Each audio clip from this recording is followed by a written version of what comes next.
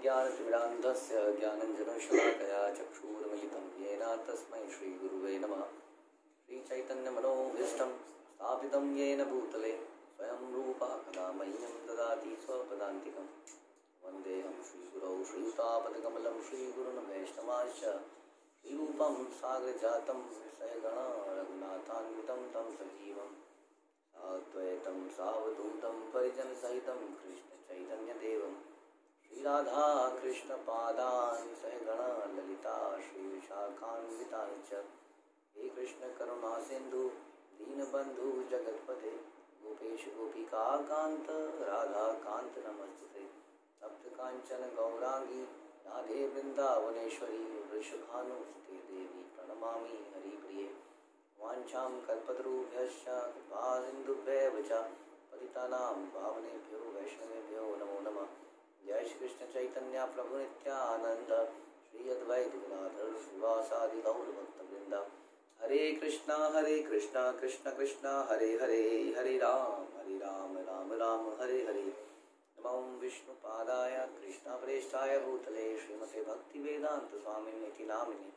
नमस्ते सारस्वते देव गौरवाणी प्रचारिणे निर्विशेष शून्यवादी पाश्चात्य देशतारिणे। जय जय श्री चैतन्य जय नित्यानंद जय अद्वैत चंद्र जय गौर भक्त वृंदा। जय जय श्री चैतन्य जय नित्यानंद जय अद्वैत चंद्र जय गौर भक्त वृंदा। जय जय श्री चैतन्य जय नित्यानंद जय अद्वैत चंद्र जय गौर भक्त वृंदा। आज दोनों ही कर लेते। आज हमें भागवतम और चैतन्य चरितम दोनों करनी होगी, तो इसलिए हम दोनों प्रार्थनाएं कर लेते हैं। ओम नमो भगवते वासुदेवाय, ओम नमो भगवते वासुदेवाय, ओम नमो भगवते वासुदेवाय। क्योंकि ये अध्याय जो है ये ज़्यादा लंबा नहीं बचा है, थोड़ी सी देर में समाप्त हो जाएगा, तो फिर हम चैतन्य चरितम को कंटिन्यू करेंगे। तो पद्मभूषण प्रभु आप उसके लिए तैयार रहिए। ओके, तो ये बहुत ही बढ़िया एक हिस्टोरिक इवेंट है जो हम पढ़ रहे हैं, जिसको हम समाप्त करेंगे और हमारे पूरे जीवन में इसको याद रखना चाहिए।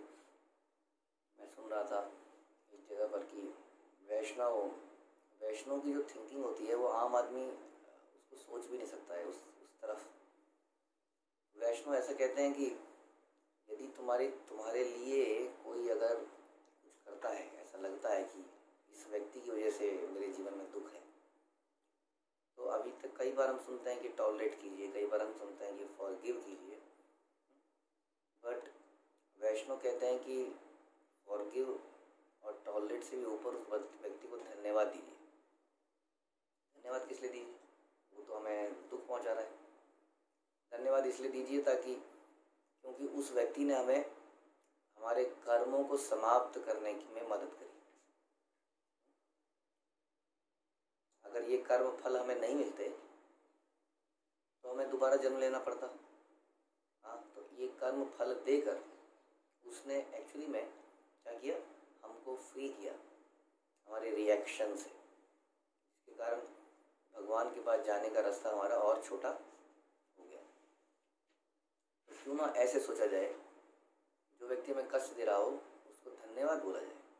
अगर आप सामने से नहीं बोल सकते तो हृदय से बोलिए, उसकी वजह से ही मेरे और कुछ कर्म कम हुए। तो इस कहानी में हमने देखा कि किस प्रकार से जब दीति ने अपना हृदय रिवील किया, हमने डिस्कस किया कि गुह्यम आख्याति पुच्छति।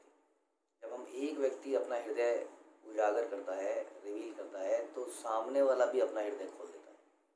इसलिए अक्सर रिश्तों में कमियां, रिश्तों में गैप, रिश्तों में दूरियां होती हैं लैक ऑफ कम्युनिकेशन की वजह से, आपसी वार्तालाप जो नहीं होती है, क्योंकि व्यक्ति यही सोचता रहता है कि मैं क्यों झुकूं, मैं क्यों बोलूं। सामने वाला ये सोचता रहता है कि मैं क्यों बोलूं, उसको आगे बोलने दो।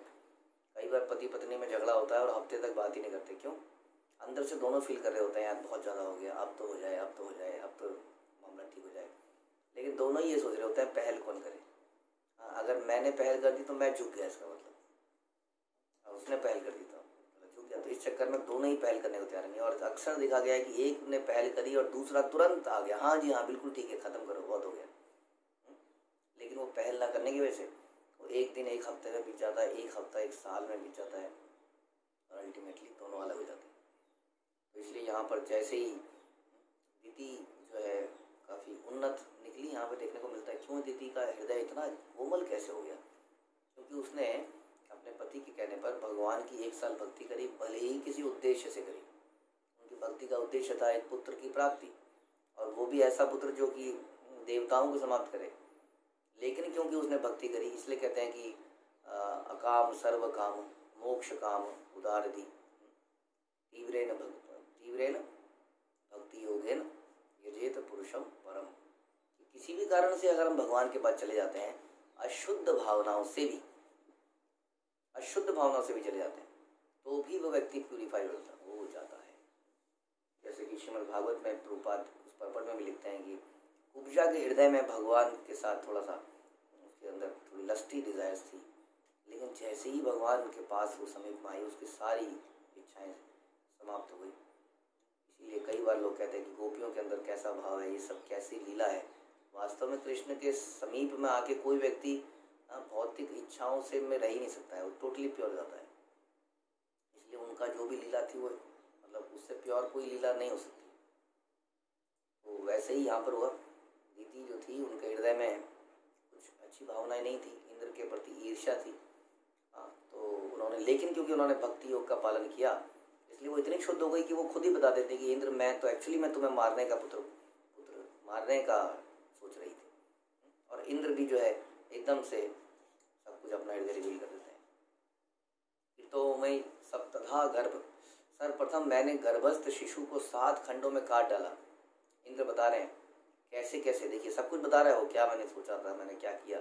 पहले मैंने 7 खंडों में काटा, जिससे 7 शिशु बन गए। तब मैंने फिर प्रत्येक शिशु के भी 7 खंड कर दिए, किंतु परमेश्वर के अनुग्रह से इनमें से कोई नहीं मरा। इसलिए कहते हैं कि अल्टीमेटली जो प्रोटेक्टर है वो कृष्ण ही है। हम कितना भी कोशिश कर लें, भगवान ही हमें प्रोटेक्ट करते हैं। और जितना भी हमारी डेस्टिनी में लिखा है, जो कि हम नहीं लिखा है अल्टीमेटली पिछले कर्मों से, वो हमें मिलता ही है। वो जो नहीं मिलना है वो नहीं मिलेगा। फिर भी हम लोगों के अंदर बहुत सारी हताशा और लेमेंटेशन एंड इच्छाएं रहती हैं कि ये हो जाता, काश ऐसा हो जाता, काश ये हो जाता। जबकि होगा कैसे, हमारे कर्मों के अनुसार होके ही रहेगा। मरुत को नहीं मरना था तो इंद्र के वज्र से, जिससे आज तक कोई बचता नहीं है, वो भी उसको नहीं मार पाए। ये माता, जब मैंने देखा कि 49 पुत्र जीवित हैं तो मुझे परम आश्चर्य हुआ। मुझे विश्वास हो गया कि यह आपके द्वारा विष्णु उपासना के लिए की गई नियमित भक्तिपूर्ण सेवा का ही आनुषंगिक फल है। तो यही फल है कि भक्ति की पावर थी कि ये बच्चे मरे नहीं। तात्पर्य श्रील प्रभुपाद और श्रील प्रभुपाद की जय। भगवान विष्णु की सेवा में संलग्न व्यक्ति के लिए कुछ भी आश्चर्यजनक नहीं है। क्यों नहीं है कुछ भी आश्चर्यजनक? क्योंकि भगवान की शक्ति अनलिमिटेड है, और जो भी उनके जीवन में होता है वो भगवान की शक्ति से होता है। जैसे श्रील प्रभुपाद ने आश्चर्यजनक कारनामे करे संसार के अंदर, क्योंकि वो भगवान से टोटली डिपेंडेंट थे। यहाँ पे प्रभुपाद श्लोक बोल रहे हैं कि यत्र योगेश्वरा कृष्णो यत्र पार्थो धनुधरा। जहाँ योगेश्वर भगवान कृष्ण है, जहाँ धनुषधारी अर्जुन है, वहीं शाश्वत राज लक्ष्मी है। शाश्वत यानी कि ऑपुलेंस की देवी वहीं पर है। वहाँ पे कभी भी दरिद्रता नहीं आ सकती। शाश्वत राज लक्ष्मी, समस्त ऐश्वर्य, विजय, विलक्षण शक्ति, नीति, सब कुछ वहाँ पर है। जहाँ पर भगवान है, जहाँ पर उनके भक्त हैं, वहाँ पर क्या है? वहाँ पर राजस्थानी की समस्त ऐश्वर्य, स्वास्थ्य, विजय, विलक्षण शक्ति, नीति, सब कुछ वहाँ पर है। योगेश्वर भगवान हैं जो अपनी इच्छा अनुसार जो भी चाहे कर सकते हैं। यह प्राप्ति परमेश्वर की सर्वशक्तिमता है। ईश्वर को प्रसन्न कर लेने वाले के लिए कोई भी उपलब्धि आश्चर्यजनक नहीं है। उसके लिए सब कुछ संभव है, लेकिन वो कोई उपलब्धि चाहता नहीं है। फिर उसको उपलब्धि मिलती क्यों? उसको उपलब्धि इसलिए मिलती है ताकि उन इस उपलब्धियों का वो इस्तेमाल करे और संसार में भगवान का प्रचार करे। वो दिखाए कि भक्त का जीवन कैसा होता है, लोग उसके जीवन को देखें, उससे आकर्षित हों, प्रेरित हों। भगवान उसको खूब उपलब्धि भी प्रदान करते हैं, क्योंकि अल्टीमेटली भगवान भी जानते हैं कि इन उपलब्धियों का इसको कोई आवश्यकता नहीं है, ये तो मेरे पास आना चाहता है। आराधनम भगवत इमाना निराशिषा। यद्यपि श्री भगवान की उपासना में ही निरत रहने वालों को भगवान से किसी भी प्रकार की भौतिक इच्छा नहीं है। तो यानी कि ऐसा हमें बनना चाहिए। यदि हम ऐसे नहीं है तो ऐसा हमें बनना चाहिए कि भगवान की उपासना जो भक्त हैं उनको किसी भी प्रकार की भौतिक इच्छा नहीं होनी चाहिए, यहाँ तक कि मुक्ति की भी कामना नहीं होनी चाहिए। हमने चैतन्य चरितामृत में भी अभी सुना कि मुक्ति कितने प्रकार की होती है। भौतिक इच्छा कोई भी नहीं होनी चाहिए। जैसे कि बताया गया था कि ये इस प्रकार से हुआ, किसी राजा के पास गए, हम एक राजा के पास गए, राजा ने बोला मांगो क्या मांगते हो। बोलो राजा जी मैं ना खाना बना रहा था, नमक खत्म हो गया, अगर आप थोड़ा सा नमक दिला देते तो। राजा कह रहा है कि मांगो क्या मांगते हो, हम कह रहे हैं जी खाने के लिए थोड़ा सा नमक खत्म हो गया। तो बिल्कुल वैसे हो गया भौतिक वस्तुओं को मांगना। तो कोई भी भौतिक इच्छा नहीं करता, यहाँ तक कि मुक्ति की भी कामना नहीं करता, तो फिर भगवान श्री कृष्ण उनकी समस्त कामनाओं को पूरा करते हैं। तात्पर्य में प्रभु बताते हैं कि जब ध्रुव महाराज को भगवान विष्णु के दर्शन हुए तो उन्होंने भगवान से कोई वर नहीं मांगा ही नहीं था, क्योंकि भगवान के दर्शन से ही तुष्ट हो गए। तो भी भगवान इतने दयालु हैं कि महाराज ध्रुव को ब्रह्मांड के सर्वश्रेष्ठ लोक ध्रुव लोक में भेज दिया, क्योंकि प्रारंभ में ही उन्होंने अपने पिता से भी बड़े राज्य की कामना की थी। इसलिए शास्त्र कहते हैं अकाम सर्व काम मोक्ष काम उदार। किसी भी कारण से केवल भक्ति करो और लोगों को किसी तरह से भक्ति में लगाओ, चाहे वो शुद्धता से भी ना लगे। तो प्रारंभ में जब हम भक्ति में लगते हैं तो जरूरी नहीं कि हमारी अन्य अभिलाषिता शून्य हो। प्रारंभ में हमारी अभिलाषाएं होती हैं, लेकिन जैसे जैसे हम भक्ति करते हैं भक्ति हमें संतुष्ट करती जाती है। जैसे जैसे व्यक्ति खाता जाता है, संतुष्ट हो जाता है, तो और खाने की इच्छा शांत होती जाती है। लेकिन उसमें थोड़ा फर्क है, वो भौतिक इच्छा है वो दोबारा से पैदा हो जाती है।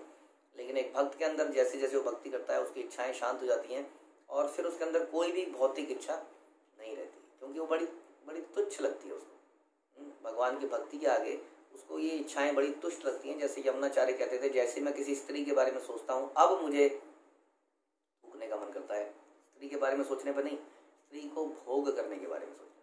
जब भी मैं सोचता हूँ कि स्त्री का भोग करने की कभी कभी अचानक से कोई फीलिंग आती है तो बड़ी घृणा होती है अपने आप से, क्योंकि वो पहले ऐसे जीवन बिता चुके थे अपनी पत्नी के साथ। लेकिन अब इतना इस भक्ति के रस में इतना आनंद आ रहा है कि उन्हें वो इच्छाएं बड़ी तुच्छ लग रही हैं। मनुष्य को चाहिए कि पूर्ण भक्ति में निरत हो, तब भले ही वह निष्काम क्यों ना हो, उसकी पूर्ण कामनाओं की पूर्ति मात्र भगवान की उपासना से हो जाती है।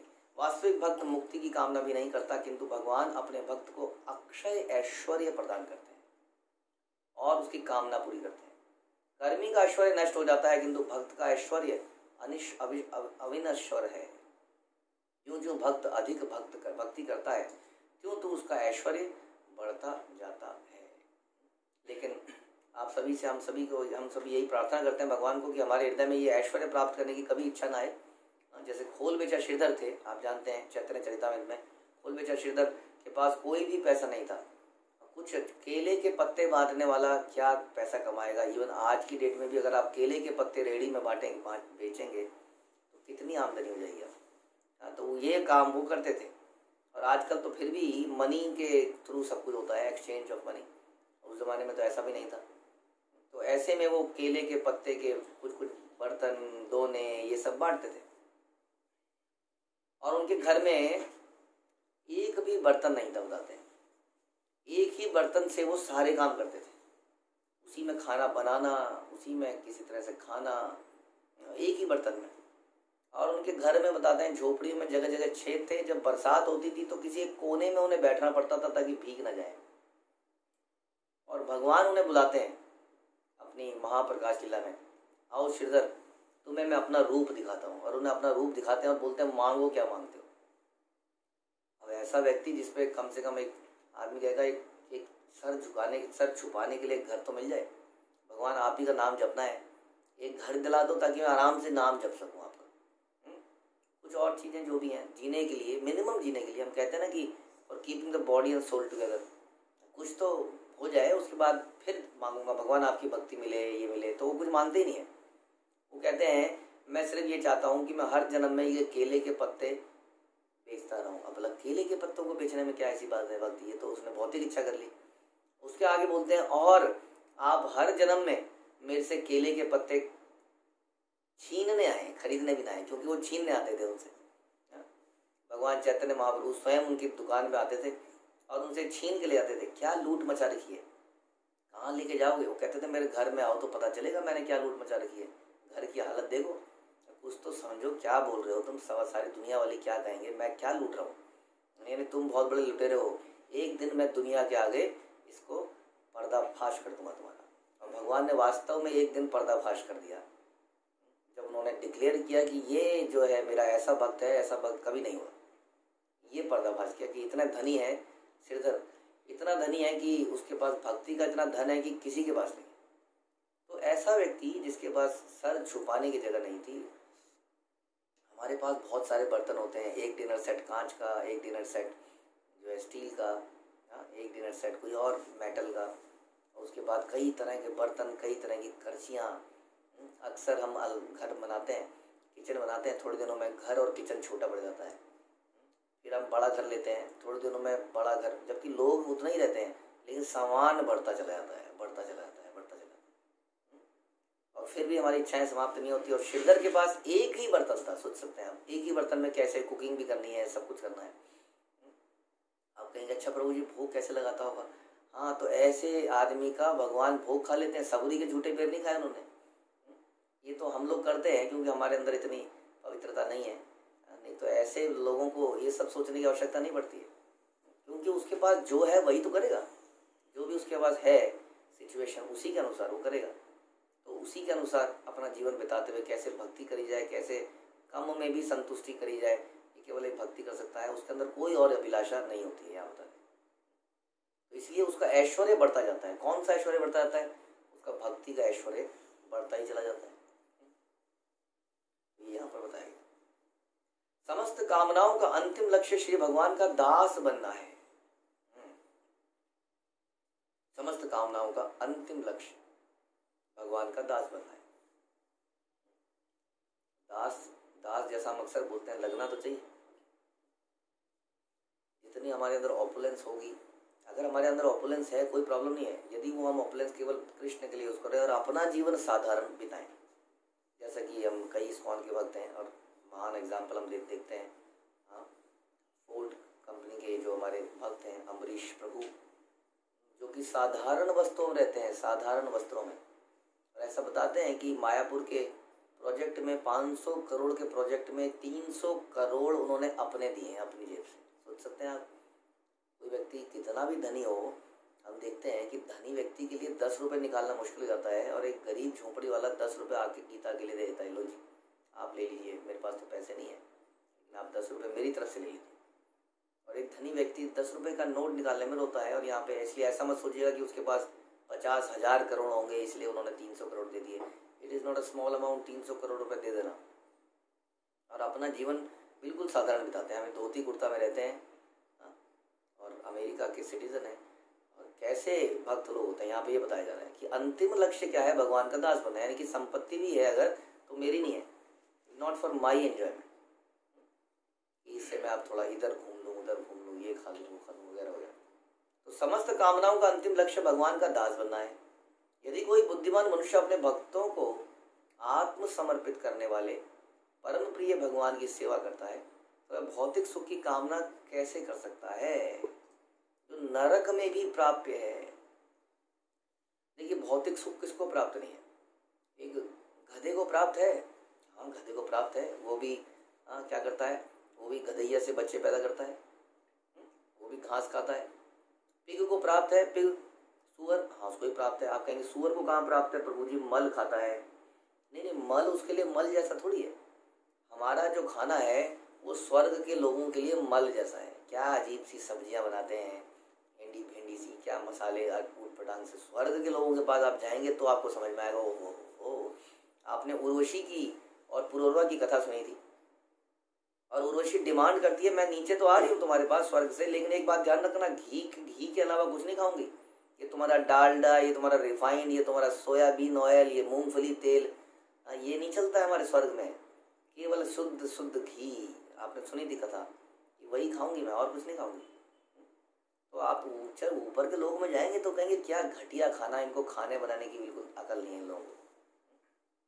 हम सोचते हैं हमारा बहुत बढ़िया खाना है। उसी तरह से सुअर के लिए उसका खाना एकदम अव्वल दर्जे का है, बिना किसी गुठली के, बिना किसी हड्डी के, बिना किसी बीज के। वो मल खाता है और उसको बड़ा आनंद आता है उसको खाने में। तो इस प्रकार से इंद्रिय सुख जो है, देखिए इट्स ऑल अबाउट कि कितना अच्छा लग रहा है। एक किसी व्यक्ति को एक ठेले में खाना खाने में बड़ा आनंद आ सकता है, जितना आनंद हो सकता है कि 5 स्टार में खाने वाले को ना आए, क्योंकि 5 स्टार में खाने वाले को डायबिटीज़ है, पता नहीं क्या क्या है हो सकता है। तो इट्स ऑल अबाउट कि हम कितना प्लेजर डिराइव कर रहे हैं किस चीज़, राइट। अगर प्लेजर की भी बात करें, मटेरियल प्लेजर की भी बात करें, जो कि तुच्छ है हर हालत में, तो ये मटेरियल जो टेस्ट है, ये जो तुच्छ टेस्ट है, ये जानवर योनि में भी अवेलेबल है, किसी भी योनि में अवेलेबल है। तो इसकी इच्छा भला क्यों करेगा कोई व्यक्ति भगवान को प्राप्त करके, भगवान को पास जाके, जो भगवान को आत्म समर्पित करके। तो इसलिए बार बार हमें सोचना चाहिए कि हम क्या कर रहे हैं, किस तरह की इच्छाएं कर रहे हैं। कोई बुद्धिमान व्यक्ति मात्र भौतिक सुख की प्राप्ति के लिए भक्त बनना नहीं चाहेगा, यही भक्त की परीक्षा है। जैसे कि चैतन्य महाप्रभु का उपदेश है, ना धनम ना जन्म ना सुंदरिम कविताम व जगदीश कामय मम जन्मनि जन्मनीश्वरे भवताद भक्तिर अहेतुकी। तो ही कि मुझे ना तो हे परम शक्तिमान ईश्वर, ना मुझे धन संचय की इच्छा है, ना सुंदर स्त्रियों की कामना करता हूँ, ना ही मुझे अनेक अनुयायी चाहिए। मैं तो जन्म जन्मांतर तक आपकी अहेतुकी भक्ति की कामना करता हूँ, क्योंकि उसी में परम आनंद मिलेगा। अदरवाइज जो भी मिलेगा उससे अल्टीमेटली दुख मिलेगा। जो भी वस्तु मिलती है, हाँ, चित्रकेतु महाराज की तरह जो उन्हें पुत्र मिला, हाँ, हर्ष शोक, हमें कोई वस्तु मिलती है तो उससे बड़ा हर्ष होता है, लेकिन आप ध्यान से सोचिए, मेडिटेट कीजिए, हर उस वस्तु से जिन्हें हमें हर्ष प्राप्त होता है, उसी वस्तु से हमें शोक भी प्राप्त होता है। हम सबके जीवन में भी इसी तरह हर्ष शोक है। जो वस्तु हमें सुख दे रही है वही वस्तु हमें दुख देती है, मटेरियल अटैचमेंट। इसलिए एक भक्त क्या मानता है कि जन्म जन्मांतर में भगवान में आपकी अहेतुकी, यानी कि बिना किसी बिना अनमोटिवेटेड, बिना किसी इच्छा के आपकी भक्ति मानता हूँ, आपकी सेवा, आपका दासत्व मांगता हूँ या मांगती हूँ। यही सर्वोत्तम इच्छा है, ऐसा चैतन्य महाप्रभु ने बताया।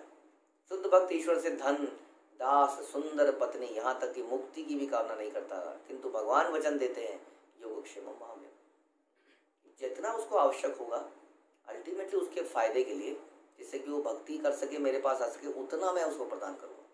और कई बार भगवान देखते हैं कि इसको कुछ भी नहीं चाहिए, इसका सब कुछ हर लेना चाहिए, क्योंकि ये टोटली मेरे पास अब आ जाएगा। जैसे नारद मुनि एक बिल्कुल गरीब माँ के बच्चे थे।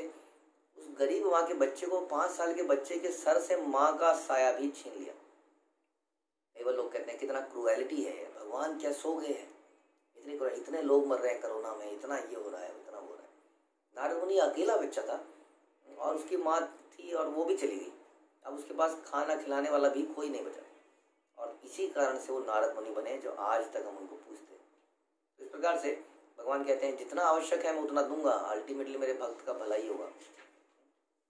हे माता, इंद्र कहते हैं, हे महियसी, मैं मूर्ख हूँ, मैंने जो भी पाप किए हैं उसके लिए आप मुझे क्षमा प्रदान करें। आपके 49 पुत्र बिना किसी क्षति के ही आपकी भक्ति के कारण उत्पन्न हुए हैं।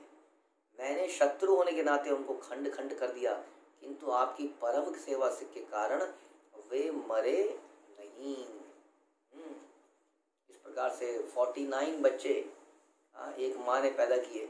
आई थिंक वर्ल्ड रिकॉर्ड होना चाहिए, 49 बच्चे पैदा किए। वैसे तो गांधारी के भी हुए। तो इस प्रकार से 49, और बता रहे हैं कि मैं मूर्ख हूँ, अपने को रिवील कर रहे हैं कि मैंने पाप किया, आप मुझे क्षमा प्रदान करें। और ये इतनी शक्ति इनके अंदर कहाँ से आई? क्योंकि आपने जो भक्ति करी उसके कारण से ये मरे नहीं। तो सुखदेव गोस्वामी बोलते हैं, दिति इंद्र के इस उत्तम आचरण से बड़ी प्रसन्न हुई। क्या उत्तम आचरण था? कि उसने अपने हृदय को खोल दिया और अपनी गलती को एक्सेप्ट किया, जो कि हमारे लिए सबसे मुश्किल काम है लाइफ में, गलती को एक्सेप्ट करना। तो उन्होंने जब गलती को एक्सेप्ट किया तो दिति एकदम से प्रसन्न हो गई। तब इंद्र ने अपनी मौसी को आदरपूर्वक प्रणाम किया और उनकी आज्ञा से अपने मरुदगण भाइयों सहित स्वर्ग लोक को चला गया। ये सारे जो भाई थे इंद्र के, और ये क्या बन गए? इंद्र के फॉलोअर बन गए, भक्त बन गए, या ये क्या बन गए? देवता बन गए। तो मरुदगण तब से देवता है और इंद्र जो है इनके साथ स्वर्ग लोक में चला गया। लेकिन ये सब तब हो पाया जब दिति ने इतनी भक्ति करी। इंद्र से गलती हुई, लेकिन इंद्र को रियलाइज हुआ और उसने अपना दिल खोला। इसलिए कहते हैं कि बातचीत करना बड़ा इंपॉर्टेंट है। जहाँ भी आपके रिश्तों में गैप है, उन रिश्तों को अनवांटेड मत समझिए। ठीक है, मेरा काम तो चली जाएगा, ये एक व्यक्ति नाराज है ना, दूसरा व्यक्ति तो है ही ना बात करने के लिए, उससे बात करेंगे। हमें सोचना चाहिए कि कोई भी व्यक्ति क्यों नाराज हो, कोई भी व्यक्ति से हमारा रिश्ता क्यों खराब हो, क्यों ना उससे भी हम बात कर लें। अगर मन मुटाव है तो आई अंडरस्टैंड कि आप लोग अनलिमिटेड लोगों से बातचीत थोड़ी कर सकते हैं, हमारे पास लिमिटेड समय है तो हम लिमिटेड लोगों से ही बात कर पाएंगे। लेकिन एटलीस्ट ऐसा ना हो कि मिल रहे हैं तो मन में कुछ चल रहा है। यदि मन में कुछ है तो तुरंत उसको बातचीत करा जाए, उसको रिवील किया जाए, उसको ख़त्म किया जाए और रिश्ते को अच्छा बनाया जाए। और बाकी सबको भी ये देखना चाहिए कि हर व्यक्ति हर किसी से हमेशा नहीं मिल सकता है। हर व्यक्ति भक्ति में, सेवा में लगा है तो कभी किसी से ये डिमांड ना कराई जाए।